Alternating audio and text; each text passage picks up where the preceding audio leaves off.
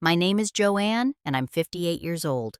Right now, I'm sitting in this sterile lawyer's office watching my 32-year-old son Michael adjust his expensive tie with the kind of confidence that comes from expecting a windfall. Last week, when I mentioned struggling with my heating bill, he looked me dead in the eye and said, "Don't expect a dime from Mom's estate."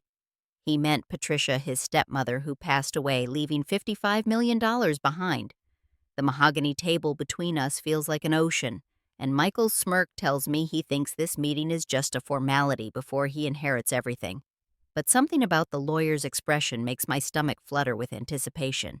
Before we dive into this incredible story, I'd love to know where you're tuning in from today. Please hit that like button and subscribe, because what happens when this lawyer opens that will is going to leave you absolutely speechless. Trust me, you won't see this twist coming. Let me paint you the picture of how we got here.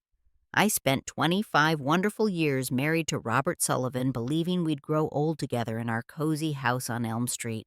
We had Michael when we were young and optimistic, and I poured my heart into being both a devoted wife and mother while working as a kindergarten teacher at Riverside Elementary School. Robert worked as a financial advisor for a small investment firm, and while we weren't wealthy, we had everything that mattered: love, laughter, and a beautiful son who was the center of our universe. Our world shattered when Michael turned 15. That's when Robert attended a business conference in Chicago and met Patricia Whitmore. She was everything I wasn't. 20 years younger than Robert, stunningly beautiful with platinum blonde hair and legs that went on for miles. More importantly, she came from old money. Her grandfather had built a textile empire that spanned 3 states, and when her parents died in a tragic sailing accident, she inherited the entire fortune, $55 million plus properties in 6 different cities. The conversation that ended my marriage lasted exactly 12 minutes. I remember because I was watching the kitchen clock, hoping this was all some terrible nightmare I'd wake up from. Robert sat across from me at our breakfast table, the same table where we'd shared thousands of meals and planned our future together, and told me he was leaving. "I'm in love with Patricia," he said like he was discussing the weather. "I want a divorce, and I want it to be amicable for Michael's sake." Amicable. That's rich, considering he'd already moved half his belongings out while I was at work. The divorce proceedings were a nightmare. Robert hired the most expensive lawyer in the state, courtesy of Patricia's deep pockets, while I scraped together enough money for a public defender who barely had time to learn my name. Robert fought for minimal spousal support, arguing that my teaching salary was sufficient to support myself. Meanwhile, he was already living in Patricia's mansion, complete with an indoor pool wine cellar and servants' quarters. Michael was caught in the middle, but it didn't take long for him to pick a side. Patricia showered him with gifts I could never afford: a brand new Mustang for his 16th birthday, designer clothes from stores I couldn't even pronounce, and summer trips to their vacation home in the Hamptons. She enrolled him in Westfield Preparatory Academy, the most exclusive private school in our area, something Robert and I had never been able to consider on our modest incomes. Slowly but inevitably, my son began drifting away from me. His weekend visits became shorter and less frequent. When he did come to our old house, he'd look around with barely concealed embarrassment, like he was ashamed of the modest furniture and outdated appliances that had once been perfectly fine for our family. Patricia wasn't overtly cruel to me, but she didn't need to be. She had something I could never provide: endless money and the lifestyle that came with it. I continued teaching, continued living in the house where Michael had taken his first steps and lost his first tooth, hoping against hope that my son would remember where he came from. But money has a way of changing people, and Patricia's wealth was intoxicating. She made sure Michael understood that his new life was superior to anything I could offer. Robert died suddenly 3 years ago from a massive heart attack. He was only 57, but the stress of keeping up with Patricia's social circle had taken its toll. I attended the funeral sitting in the back row like a stranger, watching my son stand beside Patricia in a custom-made black suit that probably cost more than my monthly salary. He acknowledged me with a brief nod, nothing more. That day, I truly understood that I'd lost both my husband and my son. Patricia succumbed to pancreatic cancer just 6 months ago. It was swift and merciless, taking her from diagnosis to death in less than 4 months. During her illness, I held on to a foolish hope that Michael might reach out, that perhaps facing mortality would remind him of the importance of family. But he was too busy playing the devoted stepson, ensuring his place in Patricia's will right until her final breath. After Patricia's funeral, I assumed my connection to that wealthy world was finally severed. I was wrong in the most unexpected way possible. My forced early retirement from teaching due to chronic back problems and arthritis had left me struggling financially. My pension barely covered the essentials, and the house Robert and I had lovingly restored over the years was falling apart around me. The problems seemed to multiply by the week.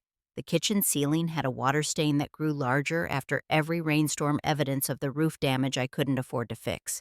The ancient furnace wheezed and groaned through the night, threatening to give up entirely as winter approached. I had already had to choose between heating the house and buying groceries more times than I cared to admit. The wooden deck we'd built for summer barbecues was rotting, and the foundation had developed an alarming crack that ran from the basement to the first floor. My dear friend Margaret, who'd been my anchor through the divorce and everything since, finally convinced me to swallow my pride and reach out to Michael. "He's still your flesh and blood," she insisted over tea in my drafty kitchen. "Surely he won't let you freeze or go hungry." Margaret had always been more optimistic about human nature than experience warranted, but her faith in people was one of the things I loved about her. One particularly bitter January evening, when the temperature dropped below zero and my furnace finally surrendered completely, I gathered enough courage to call my son. He answered after several rings, sounding distracted and slightly annoyed. "Mom, what's going on? I'm in the middle of something important." I explained about the furnace failure, about the roof repairs I desperately needed, about how my teacher's pension wasn't enough to cover major home maintenance. My voice shook slightly as I spoke, partly from the cold and partly from the humiliation of having to beg my own child for help. There was a long, uncomfortable silence on the other end of the line before Michael sighed heavily. "I'll stop by tomorrow after work," he said, his tone suggesting this was a tremendous inconvenience. "But I can't stay long." He arrived the next evening driving his gleaming black BMW, a graduation gift from Patricia that cost more than I'd earned in my best year of teaching. Michael walked through my home like he was touring a museum of poverty, taking inventory of everything that was broken, outdated, or shabby. His expensive wool coat and Italian leather shoes seemed almost insulting in my modest living room. I offered him coffee, but he declined, standing near the door with his hands in his pockets like he was planning his escape. "So, what exactly are we talking about here?" he asked, his voice cold and businesslike. The words came out in a rush of embarrassment and desperation. I explained about the furnace repair estimate of $4,000, money I simply didn't have. I mentioned the roof work that would cost another $6,000 and the foundation crack that needed attention before it got worse. Each number felt like a confession of failure, like I was admitting I couldn't take care of myself. Michael listened with growing impatience, then shook his head with obvious disgust. "Mom, I can't just write you a check every time something breaks down around here. You chose to stay in this house after the divorce instead of downsizing to something you could actually afford. These are the consequences of that decision." His next words hit me like a physical blow. "You made your choices, Mom. I'm not your personal ATM." And just like that, he was gone, leaving me standing in my freezing house, feeling more alone than I had since the day Robert walked out. That night I sat wrapped in every blanket I owned, crying for the first time in years. Not just because I was cold and scared about money, but because I didn't recognize the callous stranger my little boy had become. 3 weeks after that devastating conversation, Michael called with news that caught me completely off guard. Patricia's will was being read, and apparently my presence was requested. Why would I need to be there? I asked, genuinely puzzled. Patricia and I had never been close. In fact, we'd barely spoken beyond polite pleasantries at school functions and Robert's funeral. Michael's laugh was sharp and cruel. "Patricia wanted to make sure you understood your place in the grand scheme of things," he said with obvious satisfaction. "Don't get any crazy ideas, Mom. This is just her way of making it crystal clear that you're not family anymore. You never were family to her." Despite the humiliation implicit in his words, curiosity got the better of me. I agreed to attend, partly wondering what Patricia might have wanted to communicate from beyond the grave, and partly hoping against hope that she might have remembered me with some small token that could help with my mounting bills. The morning of the reading, I stood before my bedroom mirror trying to decide what to wear to my own humiliation. My wardrobe was painfully limited.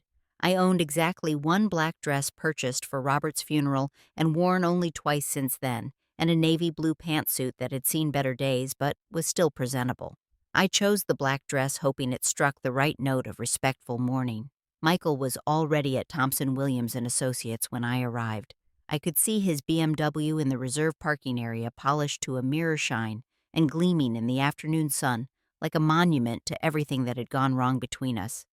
When I entered the reception area, he was there, waiting impeccably dressed in a charcoal gray suit that probably cost more than my monthly pension. He looked up from his phone with barely concealed embarrassment when he saw my worn dress and practical shoes. "Try not to make a scene today," he said quietly as I approached.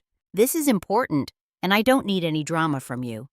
The law office was exactly what you'd expect from a firm that handled estates worth tens of millions of dollars. Rich mahogany paneling covered the walls, expensive Persian rugs covered polished hardwood floors, and floor-to-ceiling bookshelves filled with leather-bound legal volumes created an atmosphere of old money respectability. The conference room could easily seat 15 people around its massive oval table. Besides Michael and me, there were two other attendees I didn't recognize. They introduced themselves as distant relatives of Patricia's cousins from her mother's side who lived in Connecticut. They seemed as confused as I was about why we were all gathered together making polite conversation about their flight and the weather while we waited. Michael positioned himself at what was clearly the head of the table, radiating confidence and entitlement. He chatted easily with Patricia's cousins about business and travel, every inch the wealthy heir apparent. I overheard him whisper to one of them, "This is really just a formality, you understand. Patricia made it very clear years ago that everything would come to me. She considered me her true son." Attorney Thompson looked more serious than I remembered from Robert's funeral 3 years ago. His normally friendly demeanor was replaced by something almost grim as he arranged documents in front of him with unusual care. There was something in his expression, a weight or gravity, that suggested this wasn't going to be the routine reading Michael expected. The air in the room felt charged with an energy I couldn't quite identify, like the moment before a thunderstorm breaks. Attorney Thompson cleared his throat and surveyed the room with the solemnity of a judge about to deliver a verdict. The antique grandfather clock in the corner seemed to tick more loudly in the sudden silence. Michael was practically lounging in his chair, radiating the kind of confidence that comes from absolute certainty. His fingers drummed once on the polished table surface before he folded his hands, clearly eager to move past the formalities and claim what he believed was rightfully his. "Before I begin reading Mrs. Whitmore's last will and testament," Thompson said, his voice carrying unusual gravity, "I want to emphasize that this document was prepared 6 months before her death, when she was completely lucid and of sound mind. It has been properly witness notarized and represents her final, irrevocable wishes." Michael nodded impatiently, shifting in his seat. "Of course, Mr. Thompson. Everyone understands that. Can we please get started? I have dinner plans this evening." Thompson opened the leather-bound folder with deliberate care and began to read in a clear, unwavering voice that cut through the silence like a sword through silk. "To Michael Sullivan, my stepson, who chose money over love and comfort over character, I leave exactly what he gave his mother in her time of need. Nothing." The words seemed to echo in the stunned silence that followed. Michael's confident posture disintegrated in real time. His face went through a rapid progression of emotions. Confusion first, as if he'd misheard the words. Then disbelief, as if this was some kind of elaborate joke. Finally, dawning horror, as the reality of what had just been said began to sink in. "Wait," Michael said, his voice cracking slightly. "That can't be right. Read that again." But Thompson wasn't finished. "To Joanne Sullivan, the woman who raised a son alone and asked for nothing, who maintained her dignity in the face of abandonment, I leave my entire estate. This includes all real estate holdings, investment portfolios, business interests, and personal property totaling approximately $55 million. If the first line had been an earthquake, this revelation was a nuclear explosion. Michael shot to his feet with such violence that his chair toppled backward and crashed to the floor. "This is impossible," he shouted, his voice rising to an almost hysterical pitch. She despised Joanne. They barely spoke to each other. Patricia's cousins sat frozen in their chairs, staring at me with expressions of complete bewilderment. I felt like I was floating somewhere above the scene, watching it happen to someone else. $55 million. The number was so enormous it seemed fictional, like something from a movie rather than real life. Thompson reached into his folder and withdrew another document. Mrs. Whitmore also left a detailed letter explaining her decision. With the permission of those present, I'll read the relevant portions aloud. "Your permission," Michael's voice had climbed into a register I'd never heard before. What about my permission? This is insane. She promised me everything. We had an understanding. Mr. Sullivan, Thompson said firmly, please compose yourself and allow me to continue. Michael remained standing, swaying slightly as if the floor had become unsteady beneath his feet. His face had turned a sickly white except for two bright red spots high on his cheekbones. I realized I was holding my breath, afraid to move or speak. Thompson began reading from Patricia's letter, and her voice seemed to reach across the divide between life and death. For the 3 years since Robert's death, I have observed Michael carefully. I have watched him become exactly what I feared he would become, a man who values possessions above people, status above substance, money above morality. I take responsibility for my role in creating this person by showering him with unearned wealth and undeserved privilege. Michael's legs seemed to give out, and he collapsed back into his chair like a marionette whose strings had been cut. No, he whispered, his voice barely audible. This can't be happening. The letter continued relentlessly. Joanne Sullivan never asked me for anything. Not once in all the years I was married to Robert did she approach me seeking money or assistance.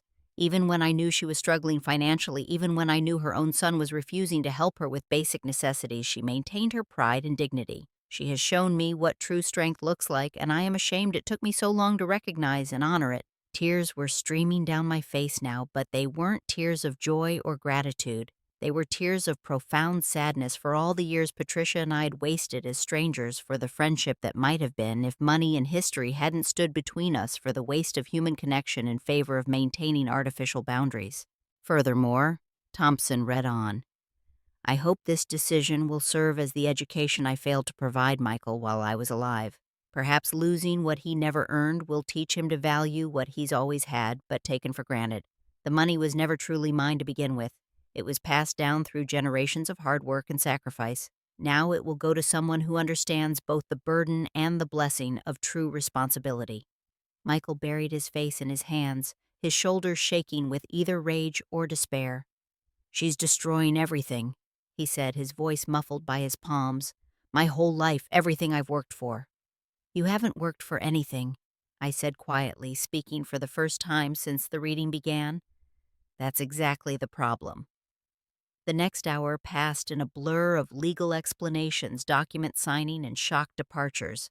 Patricia's cousins left quickly, muttering about unexpected family drama and complicated situations they wanted no part of. Attorney Thompson walked me through the basics of what inheriting such a massive estate would involve, assuring me that everything had been structured to make the transition as smooth as possible. Michael sat motionless through most of these proceedings, staring at the table like he could will this reality to change through sheer concentration. As the meeting wound down and I prepared to leave, he suddenly grabbed my arm with desperate intensity. Mom, wait, he said, his voice cracking with panic. You have to understand this is all a huge mistake, a misunderstanding. I looked down at this grown man who is my son, and my heart broke all over again. Not because of the money or the dramatic reversal of our fortunes, but because of the genuine anguish I could see in his eyes as he realized what he had truly lost. And it wasn't just the inheritance. The cancer treatments must have affected her judgment, he said, desperately grasping for any explanation that would make sense of this catastrophe. We can challenge this. Hire the best lawyers, prove she wasn't competent when she wrote this. We can split everything 50-50. It's only fair, right? Michael, I said gently, sitting back down beside him, even though part of me wanted to flee this suffocating room. What would actually be fair? His eyes were bloodshot now, tears threatening to spill over as the full magnitude of his situation crashed down on him like a collapsing building. I know I made mistakes, okay. I know I wasn't perfect. But I was young. I was confused. Patricia made me think that money was the most important thing in the world.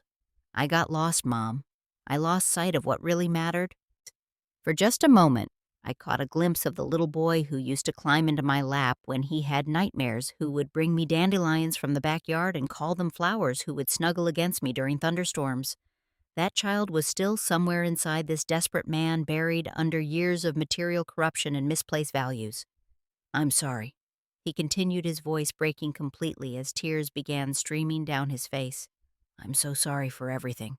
For not helping you when you needed me, for being cold and cruel, for treating you like you were worthless. I was wrong about everything. He was sobbing openly now, his expensive suit wrinkled and his perfectly styled hair disheveled as he wept for everything he'd lost and thrown away.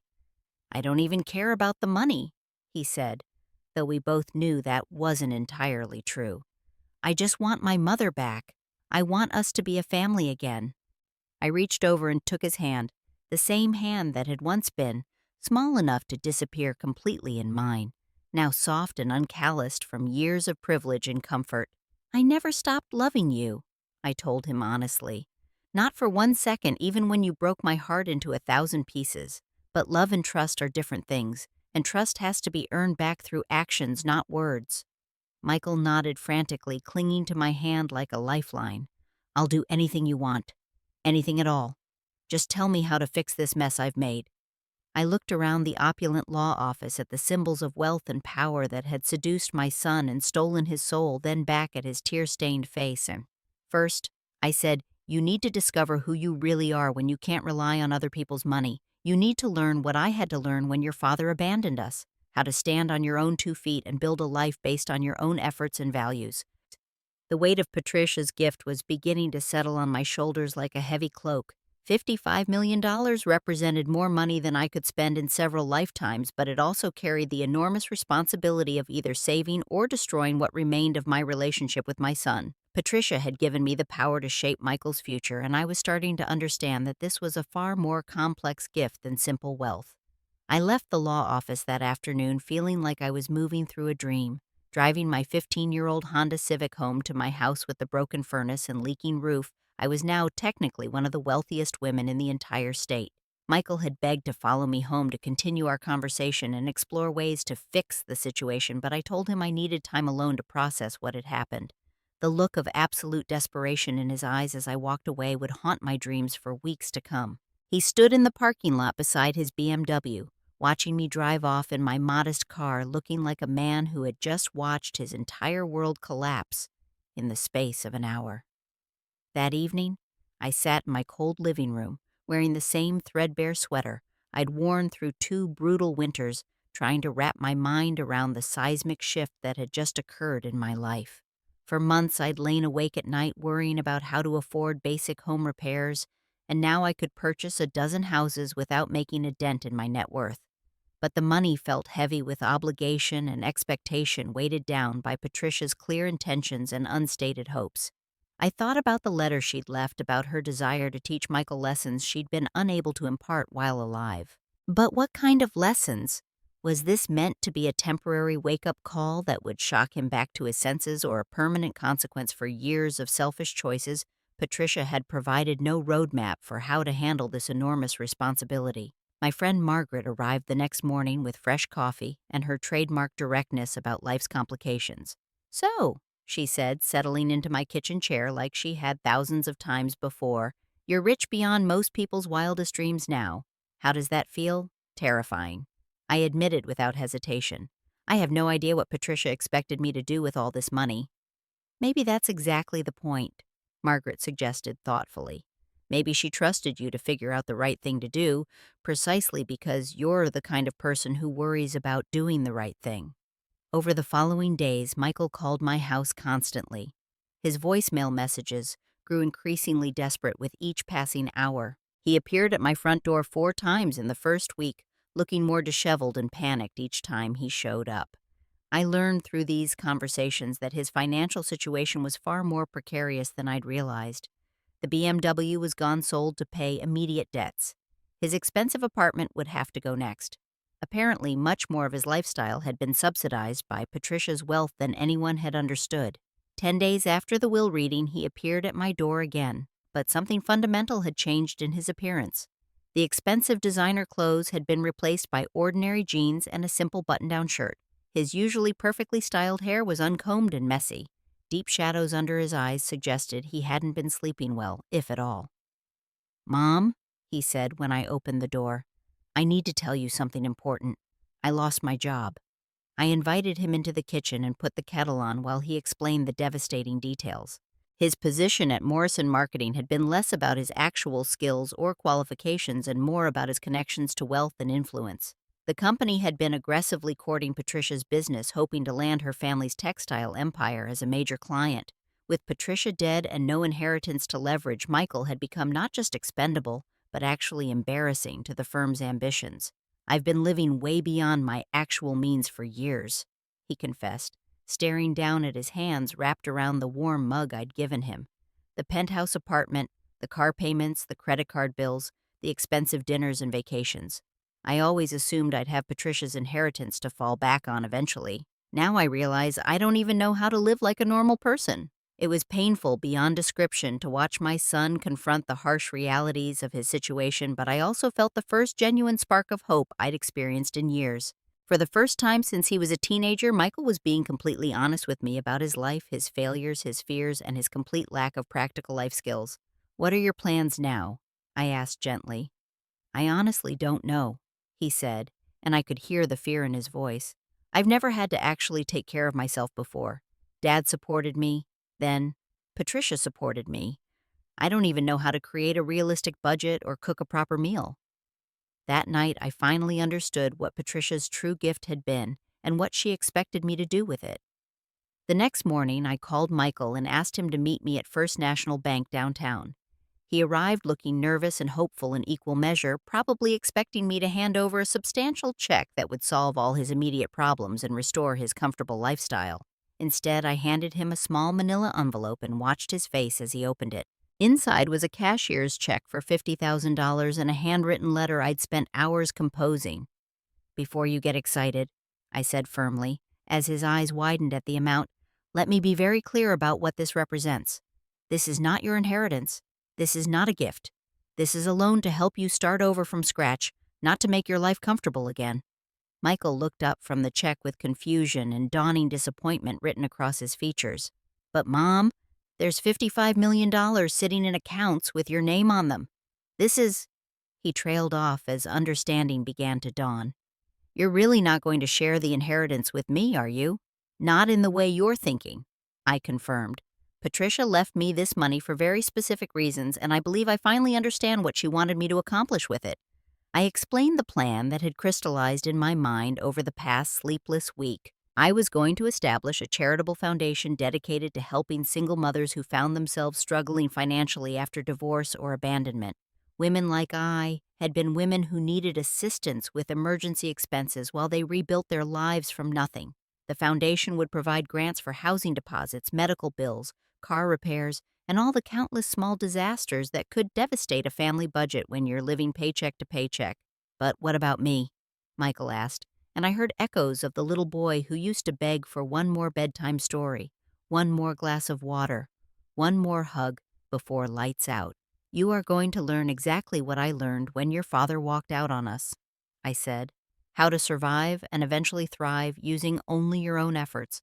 How to build a life based on what you earn rather than what you're given. How to value achievements that come from hard work instead of entitlement." Michael's face went through a rapid series of emotions. Anger at the unfairness of his situation, disappointment that his financial problems weren't simply going away, and finally something that looked almost like understanding. "You really think this is what Patricia wanted? I think Patricia spent 3 years watching you choose money over family, watching you treat people as disposable when they couldn't benefit you financially," I said. "I think she hoped that losing access to easy money might force you to rediscover the values she'd inadvertently taught you to abandon." He sat quietly for a long time, turning the check over in his hands like he was trying to memorize its details. $50,000 was still more money than many families see in years, but to someone who had been expecting $55 million, it must have felt like pocket change. "There's one more thing," I continued. "This foundation I'm establishing is going to need volunteers. People who understand what it feels like to struggle, who can genuinely connect with the families we're trying to help. If you want to be part of something meaningful, if you want to help other people instead of just taking from them, there will be a place for you."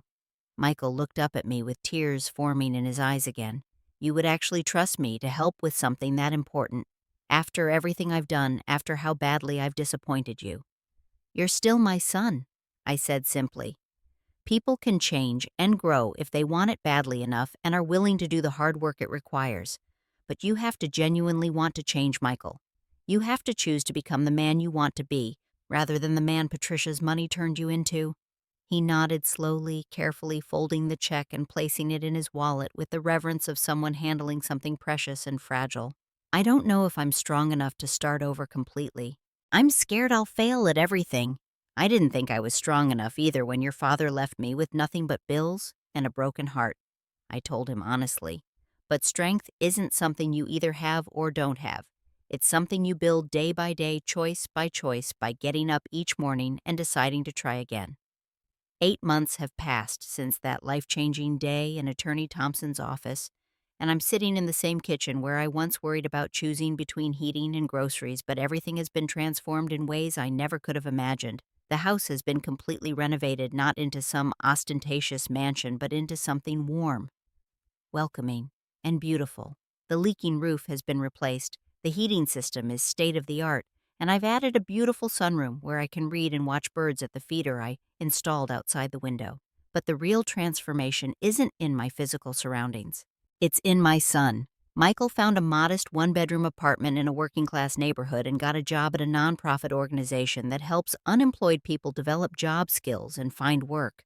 The pay is barely above minimum wage, but for the first time in his adult life, he's learning what it feels like to earn money through genuine effort and to find satisfaction in helping other people improve their lives. He comes for dinner every Sunday evening, a tradition we've rebuilt from scratch. He doesn't ask me for money anymore, and I don't offer it beyond the occasional small birthday or holiday gift. Instead, we talk about his work, about the people he's helping find jobs, about the sense of purpose he's discovering in meaningful work that makes a difference in the world. The Patricia Whitmore Foundation for Single Mothers has helped over 60 families in its first 8 months of operation. We've paid for emergency car repairs so women could continue getting to their jobs, covered unexpected medical bills that threatened to bankrupt young families, and provided security deposits for women who needed to escape dangerous living situations. Michael volunteers at the foundation 15 hours every week, and I've watched him develop a depth of compassion and empathy I wasn't sure he possessed. Just last month, a 24-year-old mother named Amanda came to our foundation office asking for help. Her ex-husband had disappeared, leaving her with no child support and no way to contact him. She'd been laid off from her retail job when the store closed, and she was 3 weeks away from eviction with nowhere to go and a 2-year-old daughter to care for. She sat in our office crying, apologizing repeatedly for bothering us and promising she'd pay back every penny somehow. Michael was the volunteer who processed her application, arranged for our emergency housing grant, and connected her with job placement services that led to her finding work as a receptionist at a medical clinic. After Amanda left our office with tears of relief instead of despair, I found Michael sitting alone with his own tears. "I never understood," he said to me later that evening. "I never really comprehended what it was like for you after Dad left. How scary it must have been, how alone you must have felt. I'm so ashamed of how I treated you." That conversation marked the moment I knew Patricia's plan had succeeded completely. My son was no longer the selfish, entitled person who had told me I wasn't his personal ATM. He was learning the same lessons I'd learned years ago, about the difference between having money and having worth, about finding strength in helping others rather than in accumulating possessions. I think about Patricia often now, about the woman I barely knew, who changed both our lives with her final act of unexpected wisdom. She could have simply left her money to establish charities, could have cut Michael out entirely without giving him any chance to learn and grow from his mistakes. Instead, she trusted me to use her gift in a way that would teach him what she'd been unable to teach him while she was alive. The money has been a blessing in ways most people would never imagine. Not because it solved my financial problems or gave me security for the future, but because it gave me the opportunity to help my son find his way back to being the person I'd always believed he could become. Some of the most valuable gifts we can give each other aren't things we can buy in stores. They're love, wisdom, second chances, and the courage to become better than we were yesterday. Patricia's inheritance taught both Michael and me that sometimes the most precious thing you can receive isn't what someone gives you, but what they refuse to enable, and what they trust you to do with the power to change lives. Now, I'd love to hear from all of you watching today. Have you ever had to make a tough choice between helping someone you love and teaching them a crucial life lesson? How did you navigate that difficult balance? Please share your thoughts and experiences in the comments below. If this story touched your heart or made you think about your own relationships differently, please give it a like and share it with someone who might need to hear this message. Don't forget to subscribe for more real life stories about family forgiveness and finding your way back to what truly matters. Thank you for listening to my journey. And remember that the greatest inheritances aren't always measured in dollars, but in the wisdom to choose love over money, growth over comfort, and character over convenience. Until next time, may you find the courage to give the gifts that matter most.